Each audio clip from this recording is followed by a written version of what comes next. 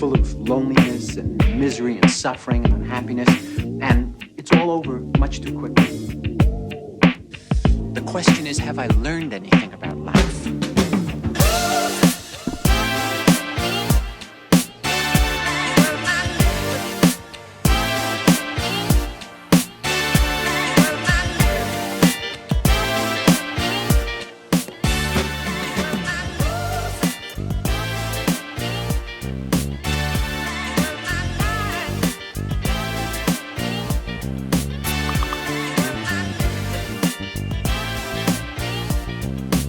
I'm really intrigued about the NX.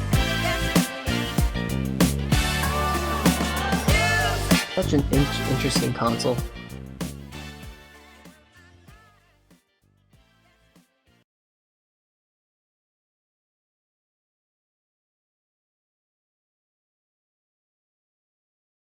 All right, and we are live.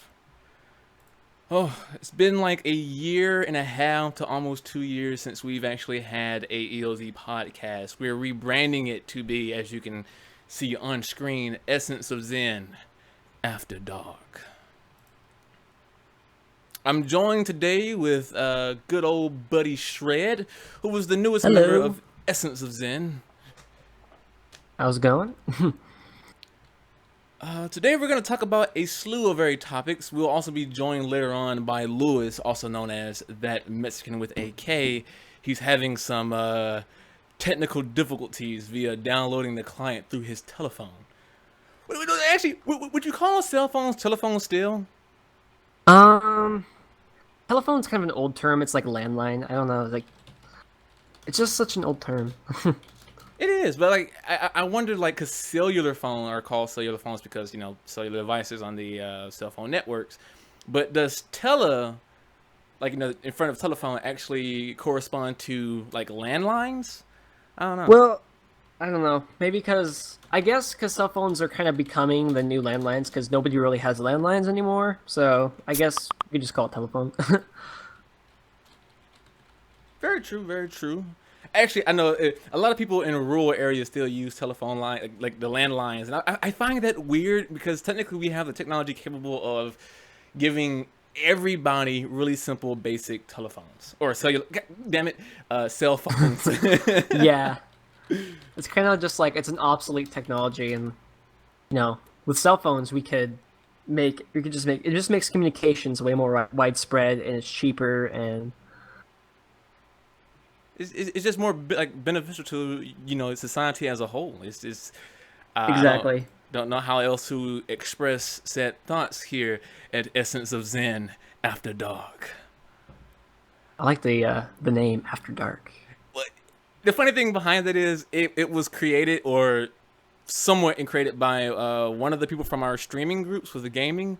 So if you're like check out the Essence of Zen Path of Exile Sundays over at Twitch. We have one guy by the name of Hurricane. Well, his name is Nick, but his alias is Hurricane. And we were making jokes about me talking smoothly into the mic, and he made the suggestion, what is this, NPR Essence of Zen After Dark? And it's nighttime. Exactly. It's actually still daylight here. It's only 7 o'clock where I'm at, so... Lucky, you that's and the Lewis. ironic part. Is Lewis also on the West Coast? Yeah, he's in Arizona. Oh, okay. Yeah. So it's that's like a funny thing. 7 where you guys are, and I'm like over here at 10 o'clock, cracking the night, as they say, somewhere not on Earth. So it's technically dark. So at least one member, it's technically nighttime somewhere. So that counts. Sort of, kind of. 10 o'clock somewhere. But yeah, the first thing on our topic for the day, first category is technology. And the first thing that we want to talk about is the quote-unquote Superbook, which allows the user to turn their smartphones into a laptop simply for $99. This is such a cool idea. I mean, like, I haven't really, paid attention to a lot of Kickstarter projects just because I'm not really into that, but this is an awesome project, I think. And it's just, yeah, I don't really have many words for it, but yeah, it's one of those concepts that I saw happening about 2 years ago. because was it AT&T partnered with some Asus, where they had the pad phone. Remember that? It was like a Asus phone. Yeah. That you could slide into a tablet and then plug that tablet into a keyboard. And I was like, oh my god, that is the coolest thing ever. Exactly. And I created a YouTube video, I think late last year before 2016 hit, saying my top 5 tech predictions for 2016. And one was more transforming devices. And as we see, things like the Surface Book, Surface Pro, HP has their little tablet to laptop thing. Everyone is doing it, and it's good to see that a Kickstarter project has actually moved towards doing that for a cheaper price using your cell phone. Exactly, and since like everybody has a cell phone pretty much nowadays, and so it makes the whole like workstation laptop more accessible to students. I think, especially since it's not as expensive as like an actual laptop, but it's not. And well, the funny thing is, if you say if you bought a $300 cell phone on a contract, and then you add an extra 99 for about 400, which is in total a nice package, because low end laptops are around $300 to $500. So it's the perfect range. And exactly, and like smartphones nowadays, the specs on them are they're practically laptops. they're pretty powerful. I forget who said. I think it was what is his name from Tech Syndicate? Oh yeah. I don't know his name either, but I know who you're talking about. I'm gonna get so much hate for that. But no, he made a statement saying people literally live their life through the small thing you fit in your pocket. Exactly. It's so true. It's like the past was it like 2008 when smartphones kind of hit the market, and society is so different. Exactly. And it's funny because people had the prediction saying, we'll have flying cars by then, and when people get mad now saying Jetsons, where's my flying car, where's my flying building, it's like you have the encyclopedia to the world in your pocket. Stop complaining, because exactly. And the funny thing is, like, everybody was expecting, I want hoverboards because it's 2015. Well, it's like, it's 2015 and people are still using dial-up internet. So I guess we didn't progress as fast as people were predicting, but exactly. And at least we have internet. I would blame ISPs for that. Oh, definitely. Yeah, if the internet was like not for profit, everybody would have fiber. Definitely. But yeah, I think America has some of the slowest internet, doesn't it? Yes, actually, well, I think Australia has the slowest actually, but it's like America has the fastest and the slowest. It depends on how much you're paying and like where location you're at. But I think Canada has some pretty nice ass internet, and certain places in Europe, not all places in Europe, but certain places. Yeah, and I think I have a friend from actually South Korea, and I think they have fiber. I think I'm not accurate on this, don't quote me on this, but I think they have like fiber optic everywhere. Like it's really fast. Their infrastructure is just insane. Indeed. Oh snap! I see Tamed Silence in the chat. Hello, Shaq, man. We have to talk too, because we still got to work out the deal with the YouTube stuff. But yes. Yeah, that's hello. That's Shaq. Cool guy. The first person in our chat. Moving on, though, we also have what's the next thing? The AMD just released some cool stuff. Oh, this is interesting. The SSD on a graphics card. Yeah. So what are your thoughts on it? It's really cool, honestly, and it's like this is the next step, I guess, but it's a very niche product. Like I feel like it only targets like 0.01% of people who are actually going to take advantage of this, because it's mainly for power users, but still it's a cool thing, I think. But I don't think the whole SSD and a graphics card is going to catch on anytime soon. But yeah, I totally agree with that assessment. But I love when people push the boundaries, because if for instance Nvidia never pushed for like the Titan X performances years ago, we probably wouldn't have like the 1080s and the 1070s today this soon. Definitely. But yeah, for anyone who's like, I want to go grab that Radeon Pro WX 4100, no, it's like $10,000. So can it run Crysis? No. Nothing can run That's a cross. disappointment. If I'm paying $10,000, I might as well. But no, it's built like you said for like workstations and power users, but it's catered around like 8K video like rendering, processing, total 3D simulation, number crunches, VR at the extreme, and it's so like insane. oh, I can only imagine like because people like Google, I won't say people, groups and companies like Google who have those secret supercomputers or near supercomputers, they use a lot of stuff like this where they'll pay like thousands to millions of dollars for an entire truck full of devices like this, and then they'll daisy chain them, and the things they did. I wish I had like 3 of these to just. That would be awesome. I would just play Stardew Valley in 8K. It's worth it.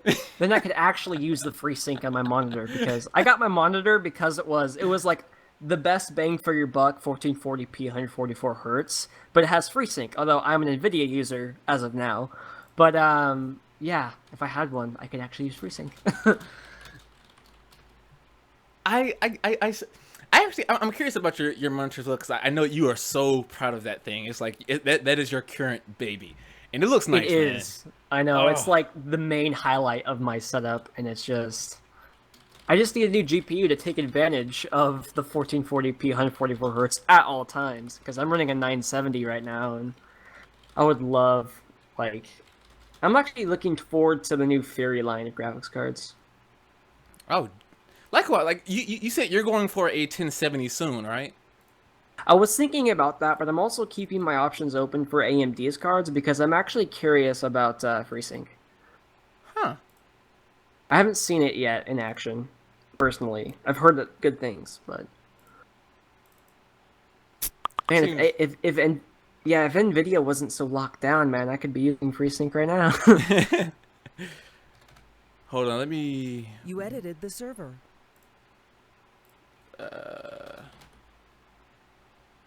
Lewis is having issues with the security protocol. I think I just clicked. Yeah, I had that same thing too. And you I just clicked start, and it just did it for me.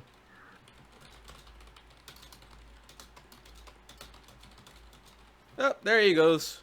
Oh, there he is. User was moved to your channel. I'm seeing 2 noobs. There's 2 of them. User was moved to your channel. Okay. Lewis, you're creeping me out. For those at home who do not know, Lewis is like the mastermind behind the software of EoZ, and he has 2. User disconnected from your channel. Oh, because you haven't you okay. There you go. Try now. There we are. Hi. Lewis, everybody. Hello. Apparently not smart enough to figure out Team server. I can barely hear you, Lewis. Oh. Are you running a proxy again? Like 144p quality. Hold up. I think he's running a proxy. Oh, is it interfering? Most likely. Yeah. And that actually kind of works with our next topic being Lois, plug your freaking headphones back in.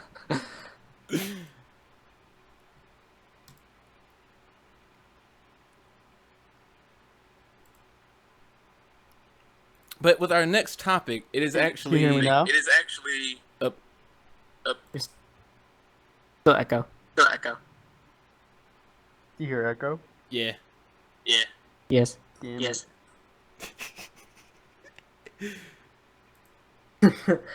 Technical difficulties. Indeed. Now? Totally good. There we go. We good? Hello. Hello. Hi. Echo. No echo. No, non-echo. It's good. You're totally Is fine. there echo? No, there was no echo. Go back to what you had previously. You sounded clearer with no echo. Like just 2 seconds ago. Echo. There's no echo. Or are you getting echo? No echo. No. Can you hear me now though? Yeah. It's fine. It sounds Okay, kind of yeah. muffled. Yeah. Kind of. That's just my voice. Lies. Hey, I'll work on it. All right.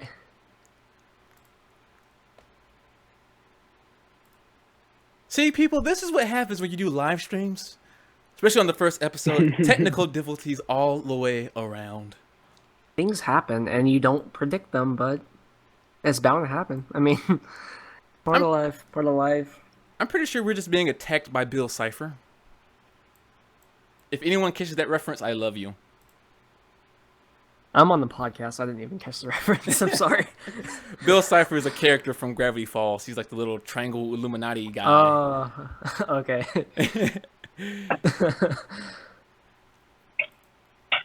Good old Bill.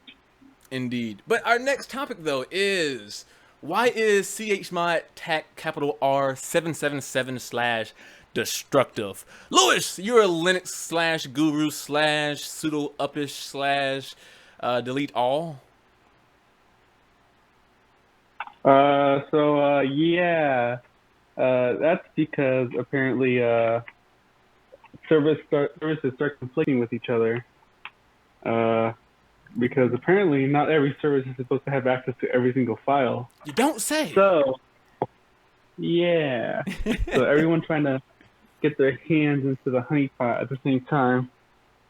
Kind of bad. It makes the system choke. So if you all at home do not understand what the hell we're talking about, chmod tac capital R777 is a command you can run in the Linux terminal. Essentially, it allows you to give a directory, file, a script, etc. permissions that allows a user or a group of a certain level to access it. Saying 777 is basically saying, all in, totally everyone just have fun at it.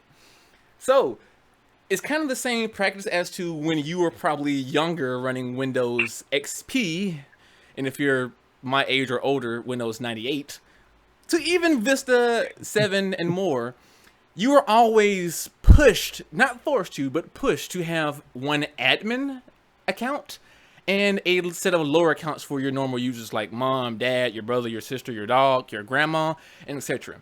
The reason being is, if you have admin rights 24/7, you can do some pretty horrible things, such as the giant internet meme, I deleted the Windows directory. Was it Windows or Yep. was it the Win32 directory? That's what it was. Yeah, Win32. This Win32. And a lot of people did not believe it. I would tell them, if you're brave enough and if you know how to do techie stuff, go and try it because you're gonna have a really bad time. To quote, Comic Sans from Undertale, you're gonna have a bad time. Yeah, or there's I think I remember seeing this on some message boards on Reddit, but people had they spread this lie. It's when your System32 file is a virus. If you delete it, it'll make your computer faster.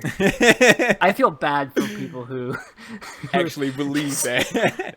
Yeah, because that's a bad time. Very much so. But talking about all these security features and etc. brings us to our next topic in hand, and that is one that I'm more irritated by anything, especially with everything going on with our government, with two of the most horrible people gunning for leading the country of the free world. It is that the U.S. National Institute for Standards and Technology, which is short, you can just say NIST or UNIST. It's kind of like an old lady's name. Eunice, bring me some cookies. But Give me some applesauce. They're trying to ban SMS-based two-factor authentication, and that's horrible. Well, that sucks. It's a double-edged sword. Yeah. So, Lois, walk us through what two-factor authentication is. Basically, it's like another password with another device is how it's usually implemented.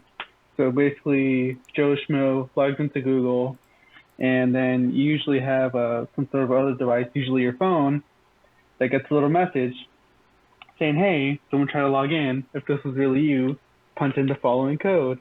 And you usually get that message via SMS. But now that's trying to be banned because that's not secure enough. So for people who prefer not to download the app or don't have the app, it's kind of a shame. Pretty much. And again, if that went over anyone's head, and guys, if you're like, oh my god, I do not understand any of this tech stuff, just stay tuned. Our next category will be that of gaming, I think. Yes, yeah, that's not our next topic. But to make things even more simple, imagine if you're 16 years old and your 18-year-old friend is like, hey bro, come to the club with me, we're gonna party. And you go to this party, but the club is that of a VIP club. So your friend gets in because he has all the right credentials. It's an important word there. But you, who don't match that credential, get stopped by the bouncer. The two-factor authentication is literally that bouncer. And while it's a double-edged sword because, SMS-based 2FA really is horrible, but you shouldn't ban it because you should have the option for it. Yeah, people should have it if they want to use it. I mean, it's like, even if it's not the most secure method, at least it's something. Exactly. As I told Lewis the other day, if you're gonna ban SMS-based 2FA, then you better also ban like passwords that are 6 characters or shorter. Because let's start. If you're gonna talk about insecure, stuff, let's start at the real issue. People who use 1, 2, 3, 4, 5, 6 or password as their password. And that's actually one of the most common passwords. Oh god, it surprises me why people would even, people always joke about that, but people still use those passwords. It is. Do you remember when all those celebrities had their iPhones stuff broken into and whatnot? And they made it a big deal. Use better security, and people use worse security after. Yeah, they don't learn until it happens to them, and then they still don't learn. Exactly. What I found funnier was when that little thing happened and people were mad, they actually got mad at Google. Wasn't it Apple? Yeah. But people were saying they know a lot about where their information's stored then. Exactly. They were like, my iPhone was hacked into, but you can find these images by using Google to search for it. So I'm mad at Google. Or it was like that. Actually reminds me of this story. There was this, I think he's very pro anti-violent video games, and he wrote an open letter to Microsoft to get rid of Counter-Strike because he thought they were responsible for Counter-Strike. And I was just like, where do I even go with this? Facepalm. That's Valve's problem. Oh my goodness, people, man, I swear. But yeah, so as a good shout out to everyone who's out there who uses the computer, which, I mean, you're watching this, use a computer, please use safe and secure passwords. So use different passwords for everything. Use capital, lowercase. Yes, and special characters if you can. Like a period is the best thing because you can remember a period and they're usually accepted everywhere. And use two-step authentication, but I would recommend something like Google's Authenticator or another third-party authenticator, not just SMS. So yeah. Yeah. How I make my passwords is I just open Notepad, I mash my fist into my keyboard, all around different parts, and then I copy and paste it, and nobody will ever guess. Not even you. No, actually, I don't even know my own passwords. They're so secure, I don't even know them. But yeah. Good. And stay tuned. We're actually going to release a password generator on the Google Play Store sometime this month if I can get my crap together. Anyways, though, next category is that of gaming, and the topic of today's discussion, or one of the topics rather, for gaming is No Man's Sky is still set to release for August 9th. I am hyped. I am so excited for this game. I have not been this excited for a game since Spore, but let's hope it lives up and it doesn't, become Spore. Yeah. Because Spore was a bit of a letdown, to be honest. It really was. But it was still fun, but I mean, it wasn't as good. It's like Destiny hype. I know a lot of people are saying you shouldn't get hyped for this game because you don't want to put it on a pedestal. And to people who have that notion, I respond with, I'm not hyped over the capacity of the game anymore. I'm hyped because I'm proud of this development group being able to come back after tragedy after tragedy after obstacle after obstacle. After Sky TV. Oh God, I hate Sky TV.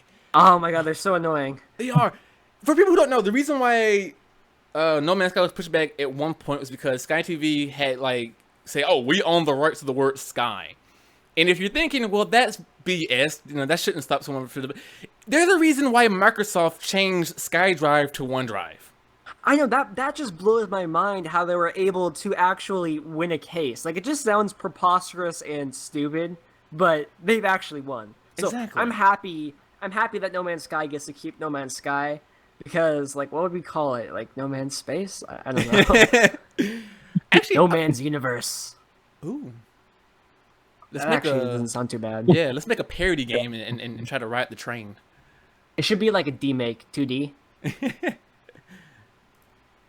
They do exist. Like, if people play Dark Souls and what was the previous one? Dead Souls? There was Left 4 Dead, I know one. Yeah. It was a D-make. But Dark Souls had I won't call it a copycat, but a game that was inspired by it that was in 2D, and it's called Salt and Sanctuary. And I have it. I played it, and it is fucking fantastic. Sounds fun. I've heard of it. I've never seen gameplay. I thought another game that was inspired by Dark Souls was Titan Souls. Titan Souls. What is Titan Souls? Let me look that up real quick. It's like 2D, but it's supposed to be really hard. Oh yes, definitely. Oh, there was actually, if you for people out there who like Dark Souls and they like 2D games, there is this game I actually have been playing. It's called Momodora Reverie Under the Moonlight. Ooh. And it's like a 2D kind of hack and slash, but it's very much geared towards like Dark Souls type players because it's very hard, but it's also rewarding, and I think it's awesome. It's like an unexpected, or it was unexpected for it to be that good. Like, I wasn't expecting it to be as good as it is. I'm gonna check that out myself. But yeah, I believe August 9th is the date for August 9th for No Man's Sky. Check it out when it releases. I'm definitely gonna buy it, and then when I buy it, I'm gonna stream it over at twitch.tv/EssenceOfZen. So stay tuned for that. But the next thing, just remember, don't pre-order. Yeah. Oh God. Yeah. No. Don't pre-order anything. Never. If they say we'll give you this extra content, no, it's a lie. It'll be available later. It'll be available later. Because I mean, if the game ends up being utter crap, then that extra content is worthless to you. Exactly. And you also may have the debacle that, not No Man's Sky. What was the other one? Star Citizen. I was a big supporter of Star Citizen, but I don't pre-order and I don't back things that have already gone past their goals. They had decided to push back certain development to do something crazy, and a lot of people were like, "I don't like this. I want my money back." And they say, "No, we're not going to give you money back." They have terms of services where they state, "We will give you your money back," and they said no, and then changed the terms of services. And then kept trying to weasel their way out. And I was just like, no, it's not looking good. I don't like it. Nope. That's why you have to be really wary of Kickstarters, because you have to realize that it's like an investment. It's a gamble. You're not guaranteed a product. You're just investing in an idea, which you hope comes to fruition.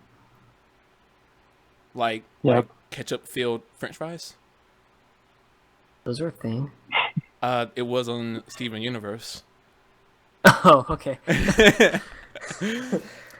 But yeah, not a bad idea. I know, right? I guess. The next topic though is Nintendo. Good old-fashioned Nintendo. Huh. What are they up to, those pesky rascals? I don't know if the hipsters of gaming.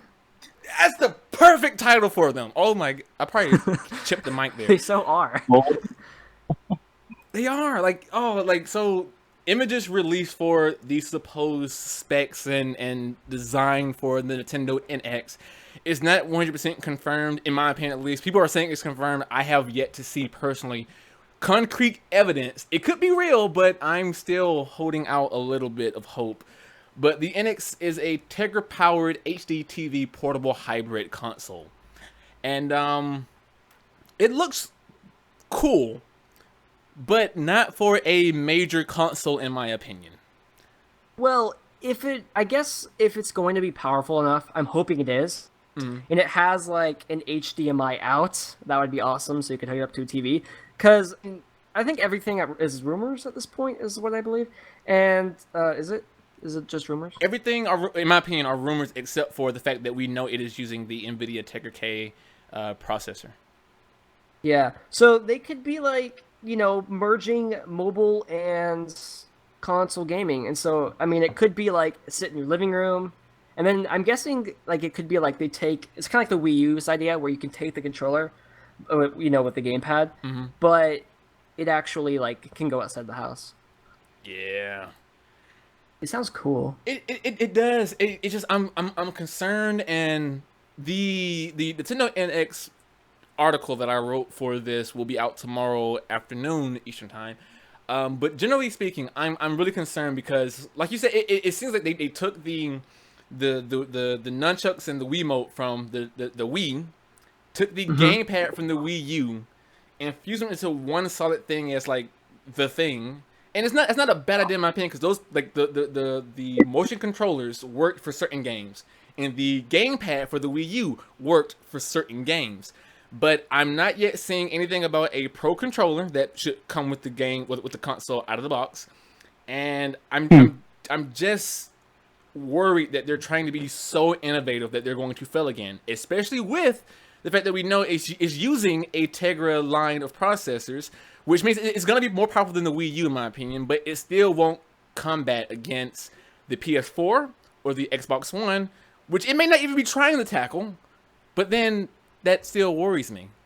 I guess I feel like they've carved their own kind of niche in the gaming market, where they kind of, like, after the GameCube, they kind of just stopped trying to compete with the other consoles because they figured they could get more money out of, a different portion of the market. So that's what they do well, is more casual type, but, like, the Wii U, it flopped.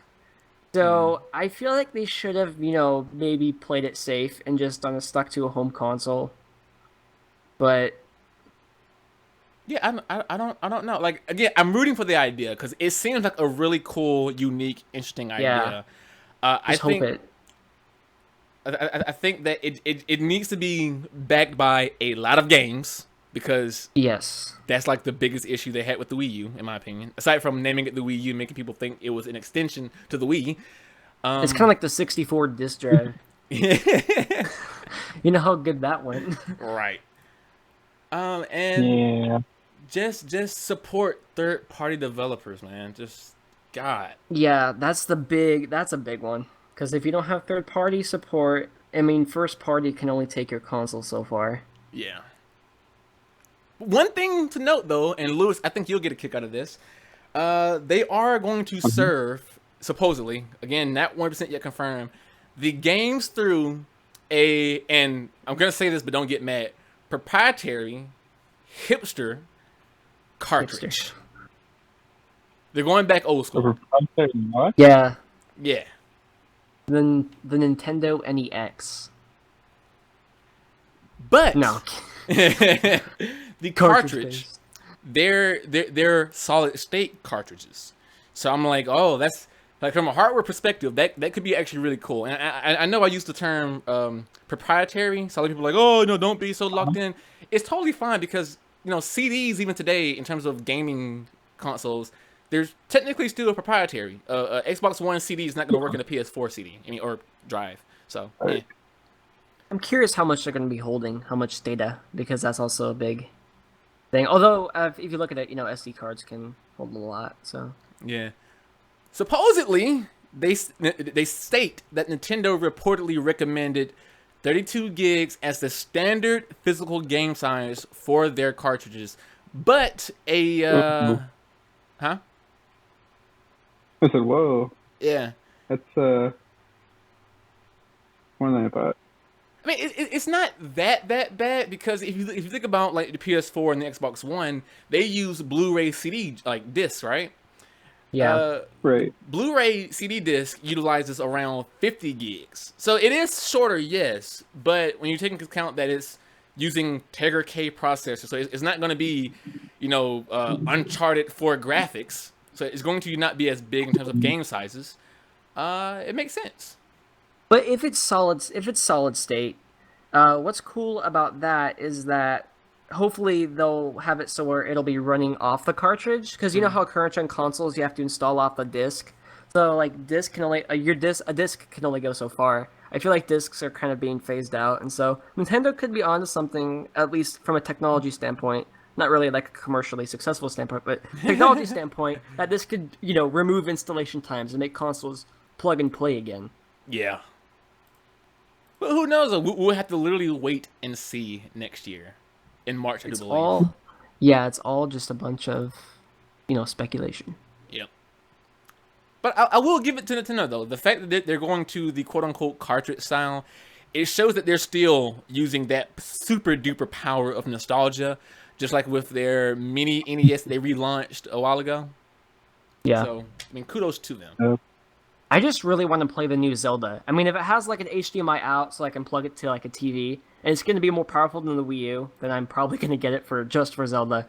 Because I'm actually really hyped for that game. Only if it turns out to be good. But I haven't played a new, good Zelda game since Twilight Princess. Agreed. So... Thank you. And Twilight Princess on the GameCube, I'm referring to, not the Wii version. GameCube. Yeah, the GameCube version was so much better. Oh god. But anyway, I do not like motion controls. Moving on to our next topic, I want to go into entertainment, specifically with the San Diego Comic-Con. And Lewis, I sent you the video of the Justice League teaser. What did you think of it? You did. It was pretty nice. It was different. I kind of wish I went too. Yeah. I'm not a huge comic book fan, but it was impressive. Indeed. I'm just glad they did they showcased a Justice League teaser, did the Wonder Woman trailer, which was fantastic.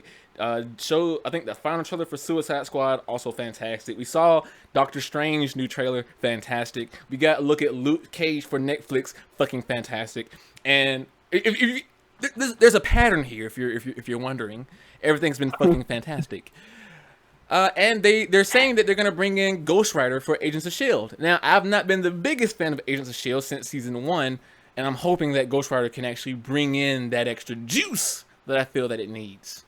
I haven't been a big fan of Ghost Rider recently. Like the last 2 movies, the Nicolas Cage ones. Oh, I didn't like those. So wait, are they gonna bring back Nicolas Cage? Is he gonna be canon now? No, I'm kidding. They're actually bringing in the 3rd incarnation of the Ghost Rider. What's his name? Give me 1 second. He drives a car instead of a motorcycle, though. Interesting. Because we're so used to Ghost Rider being motorcycle, I actually can't really imagine that until I see it. How it's gonna be like with a car. Like, is he gonna drive like a Lamborghini with flames on it? Or... Is it John Blaze? Johnny Blaze? I think it is Johnny Blaze. I think. Blaze. Oh no, that's the current one. That's the current. What's the second? I mean the 3rd one. Because the first one was a guy from like the out western days who rode a flaming horse. Yes. Then you had Johnny Blaze, who was the motorcycle guy, and then I think his name was like Reyes or something for the new one. Is it gonna be Jimmy Blaze? His son? Right there. Robbie Reyes. That's what it is. Robbie Reyes. Oh, okay. But yeah, and I like his look. It's really close. I'm hoping they do him justice with the new Agents of S.H.I.E.L.D. season. But we shall see. We shall see indeed. Also, Batman: The Killing Joke animated take has finally came out 2 weeks early with digital download. I have not bought it. I'm going to watch it hopefully next week and give my thoughts on it. But apparently there's like a bat sex scene in it. Yeah, It's necessary. It sounds necessary, I guess. it's totally necessary. We need bat sex. We need more bat. That's what Batman needs. It's what it's been missing. Like the executives are like, what do we need? We need bat sex. You are getting promoted, sir. That's genius. People are gonna eat it up. It's actually pissing off a lot of people because spoiler alert, if you don't want to know about it, which I'm pretty sure you already do, wait for like 30 seconds. But Barbara Gordon is the one who ends up having sex with Bruce Wayne, and it's really weird. It's really weird. And I get where they were going because in the comic books, in certain iterations and eras, there was like this underlining thing where Barbara had a thing for Bruce, but he kept turning her down. But in this animated take on the Killing Joke, they didn't even like give it any form to adapt a connection. It's literally Barbara just as Batgirl to get Batman's attention. Finally runs into him. They have an argument and they just start making out, and then bound chicka wow wow on a roof. And it's So yeah, bat sex. bat sex. So it's like angry sex because they had an argument. Pretty much. So yeah, there's that. I'll be giving my opinions on it once I watch it. So yeah. Moving on. Do any of you guys watch Netflix or have a Netflix? Yes. I probably sound like I'm from the 1800s. I do not have Netflix. To be fair, I don't either. I use my girlfriend, so I'm a moocher in terms of the Netflix scene. But I have Dish Network. I have a sync. That's my network. No. Sync. There's a series on Netflix called Stranger Things. And my God, it is fantastic. Correction. You're like super keen about the show. Fucking fantastic. Have you watched it yet, Lewis? Besides the first episode? I've only seen the first episode. Only seen the first episode. Keep watching, you earth. It's only like 8 episodes long, and they already got greenlit for the second season. Oh, geez. Yeah. What's the They've only premise? been out for like a week?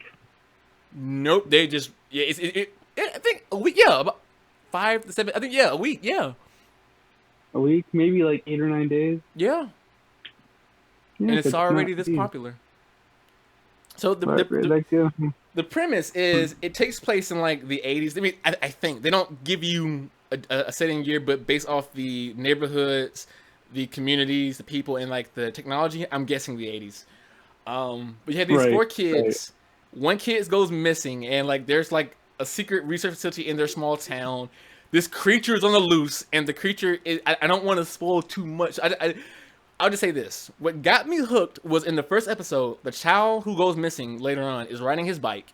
He looks up, and at night, he sees the silhouette of the creature just standing in the middle of the damn road. And he goes, oh shit, and turns his bike into the forest. Because the kids are like great actors. I mean, they're still child actors, but they should like get nominated for Emmys or something, Oscar or whatever the freaking awards are.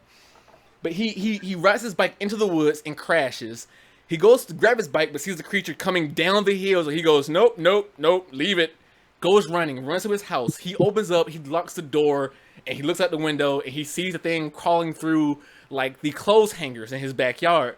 So he goes for like the telephone, try to call 911, and like the fact that they wrote in him like doing 911, locking the door, like it's just, oh, it's so great.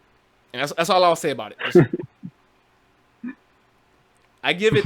Yeah. If I had to score it now, which I actually need to do a review of it, I would give it like either a 9 out of 10 or a 10 out of 10. It's that damn good. I gotta rethink those things. So when I do the review, don't hold me to that score. Make a video about it. Huh. I am. That would be awesome. I would actually. Yeah. But yeah. I guess keep watching it. Do it, man. Do it. Continue watching it. Continue. And for a notable mention in terms of anime and manga, we're not going to stay long on this too long because we only have 10 minutes left. I do want to say, Mobile Suit Gundam Iron-Blooded Orphans recommended. Boku no Hero Academia, also known as My Hero Academia, anime and manga, I recommend it. And if you're a big fan of D. Grayman, the anime has returned after a long hiatus. So if you are into that, I highly recommend you recommend it. Oh, also, I just want to say something about, since we're on the topic of anime. There's actually, was browsing the internet last night, and I was looking through like fan dubs of anime, and there was this one fan dub where it's like Yu-Gi-Oh! Season 0. This is back when Yu-Gi-Oh! Wasn't like a kids Crap. thing, but yeah, it wasn't crap. It was actually good. But there's a small dedicated team that's actually they're called Team Millennium, and they're like translating it and dubbing it, for American audiences. I think that's kind of cool. Sweet. Just something I had to put out there. All right. Indeed. We're gonna take a 3-minute break, mainly because I want to test if I can get this little thing on YouTube working. So hold that horses, guys. We'll return in 3 minutes.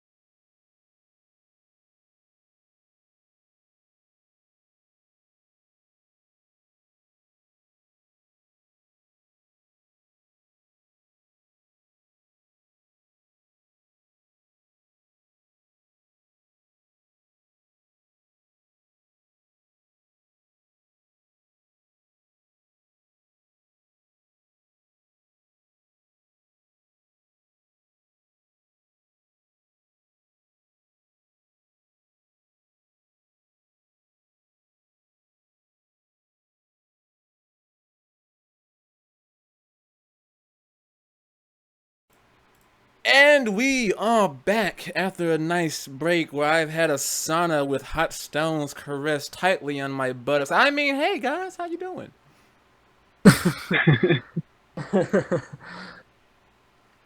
But yeah, so bringing back to our topics at hand, the latest bit is science! And the greatest news that Lewis sent to me was... Not that kind of science. What, we're not splicing genes and making chimeras and homunculus? No, I was saying we're doing that kind of science, but we're not doing the other kind of science. Just in case people get the wrong idea. Oh, gotcha. He's talking about Breaking Bad. Yes. No, but Lewis sent me a link about the plane. The plane, Lewis. Tell us about the plane. The plane. So basically, it was this plane that traveled around the world, apparently, and landed in Abu Dhabi just this morning, or was it last morning? I'm not sure. It was one of these mornings. But apparently, it was all powered by solar power. Amazing. It is. I love science. I believe it was a small, like, 2-passenger plane, but still, it's quite a leap. It is. No single drop of petrol. And I think what really inspires me the most about this, 'cause especially coming from myself, which I'm a computer science hardware major, you know, I work with hardware and tech. I love green energy, and the fact that we actually had a plane fly around the world without a single drop of fuel with green energy is very, very promising. Just putting that out there. A new step for humanity. Yep, Neil Armstrong is pissed. But it also reminds me a lot of what, and I hate to say this because I actually like the idea, but I don't trust Mark Zuckerberg and Facebook. But they're sending around like a solar-powered drone-like device that actually broadcasts internet to the locations. And the idea is to have these drones fly 2 months straight and then land for, like, you know, maintenance and then go back up. And they'll go in like cycles. And the fact that we have this happening, flying around the freaking world, it shows that we'll one day be able to have satellites that aren't outside of Earth's orbit. If only if we can get cars to run on that technology, we would. It would be so good. Fun for fact: so many countries. Tesla Industries by Elon Musk. I think they actually said that they are capable of going that route, but they're trying to move slowly because it wouldn't help them financially. And people got mad saying, "Oh, you're in it for the money." He's like, "Yes, but also literally it would make our previous businesses go bankrupt. So we're trying to do it smartly that benefits everybody." Yeah. I like Elon Musk. He's a cool guy. Mm-hmm. He is really cool. Aren't Tesla cars though? Aren't they like really expensive? I heard they're making like a budget version, but I haven't heard much about it lately. Yeah. 3 or something? 30,000? Yeah. Yeah. I think they're expensive mainly because like their batteries are like super high technology and like super them. But yeah. They could go like, I think 300 miles on a charge. At a mall I live by, they actually have a Tesla like store and they're showcasing them there. And yeah, they're talking about how they can go like, I think like 300 or 350 miles on the charge depending on which battery you get. Which is really cool. So we're going to go rob that store, right? Huh? Yeah, totally. Huh? I want a Tesla. You practically have an iPad like in your dash.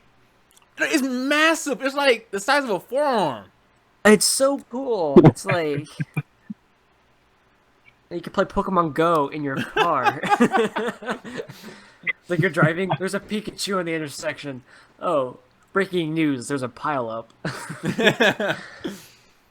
But yeah. So if you're interested in tech and science, I highly recommend you check it out.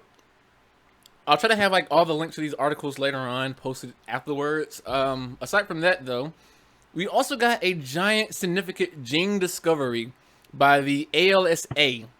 Which, you remember that what was the challenge where you dump cold water with ice in it? Ice bucket, yeah. Ice bucket challenge. God, I'm such I an idiot. did one of those actually. Nice. But no, it actually worked. Like, it actually helped them discover a new gene. And it's like the gene could actually be like the cause of ALS. And they named it NEK1 or NEK1. And it's like one of those scientific breakthroughs in the medical field that, while not yet going to promote for massive differences, it is the starting point into like learning more about diseases, these ailments for people, and possibly even curing them or at least managing them. So I'm like, yes, finally a stupid challenge actually benefited mankind. I know, right? That thing spread like wildfire. But it was like the challenge was very unhealthy because you could actually get like body damage from the shock of the cold. Yeah, it's like instead of like I should have done this back then. I didn't. I was still in high school, but like you should have just, instead of doing the ice bucket challenge to get out of donating, just donate. Okay, Or help do a cause. both, It's you know? like do it. Yeah, you can do both too. Do it for fun, but also donate. Like even $1 or something. Every penny helps.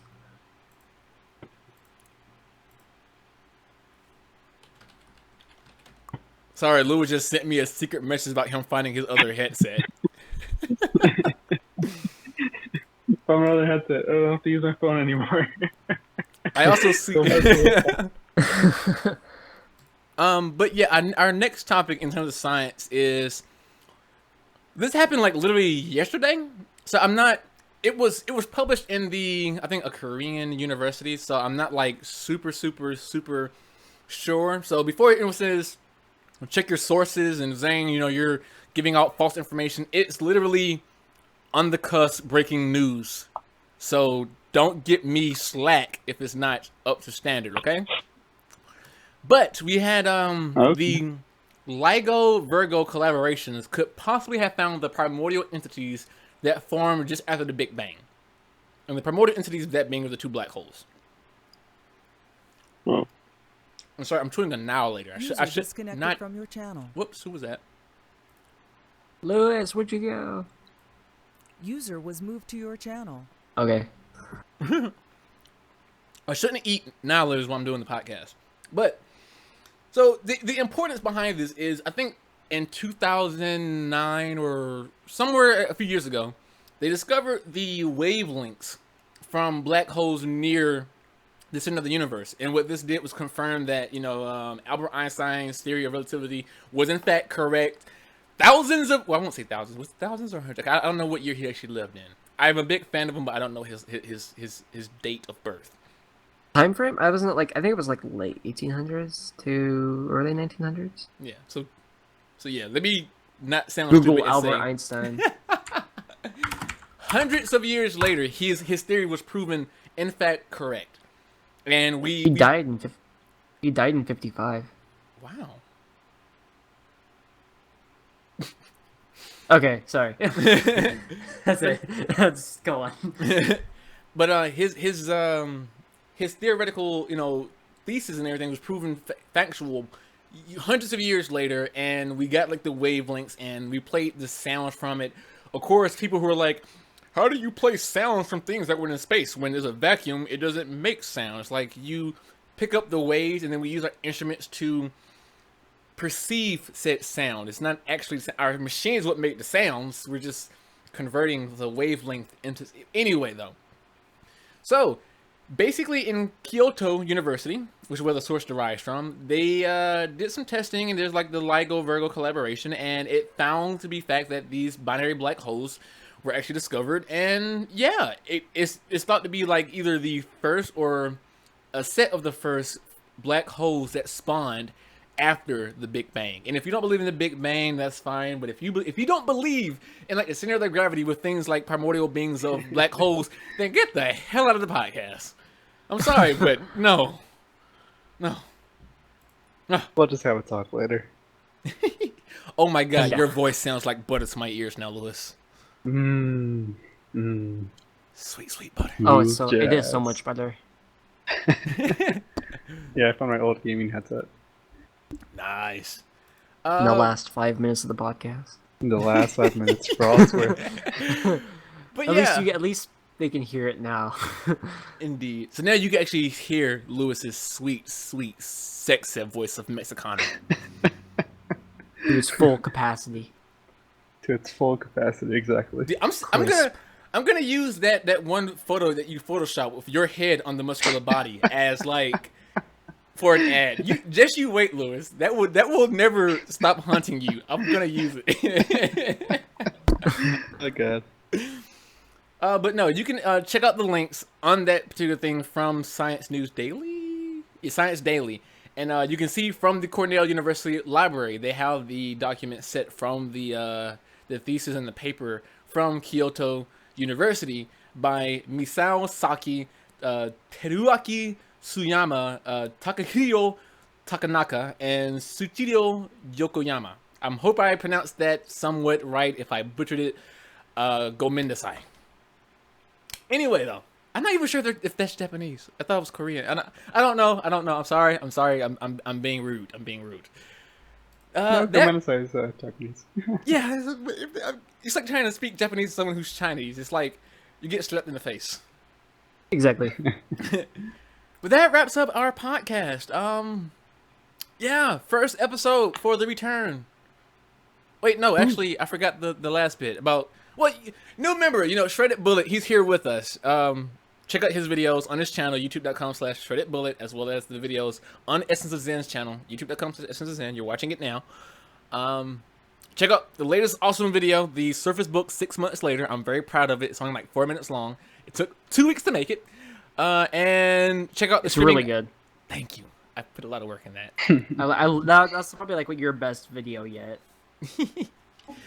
Check out the Essence of Gaming channel for the streaming outputs of the Sunday streams and my random streams. And of course, check out the latest program that I released, the Log Snoot, which is a logging system library for Python that theoretically works with any Python's project.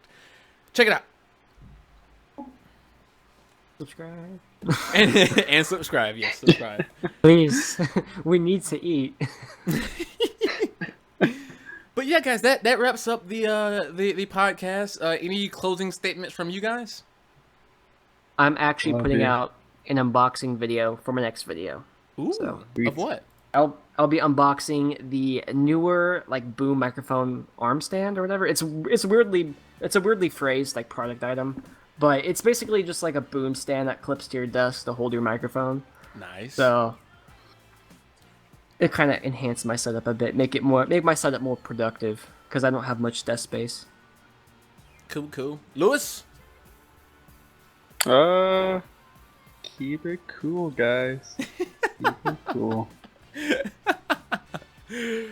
Stay frosty. Stay frosty, my friend. Dos Equis, stay frosty. But no, Stay check frosty, out my friends. check out the website essenceofzen.org. Please use http:// essenceofzen.org until further notice. If you haven't already tried something, we'll fix the issues. I'm pretty sure we can. I got finals tomorrow. After the finals, I'll dive in. I honestly think it's just picking up the old certificate information. I think. And stay tuned to blog.essenceofzen.org for our recent blogs. Again, we have an article releasing tomorrow. Aside from that, yeah, just stay tuned for more software videos, podcasts next week, Wednesday, 10 o'clock.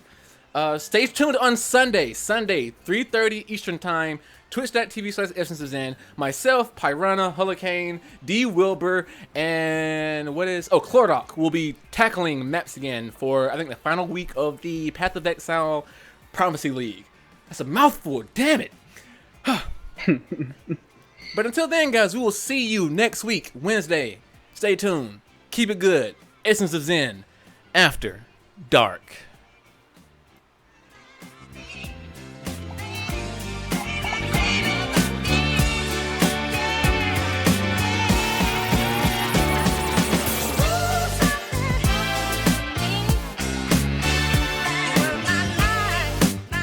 Oh, actually, one more thing before we cut off. The music is called Destiny. Like, are we done yet? Yeah. Can I talk now? Before I leave, the song you're hearing is called Destiny by Pro Leader. You can find him proleader.bandcamp.com. If you go there and buy any of his music, tell him Zenokami from Essence of Zen sent you. Because god damn it, he's a fantastic artist and I love the man. Go for it.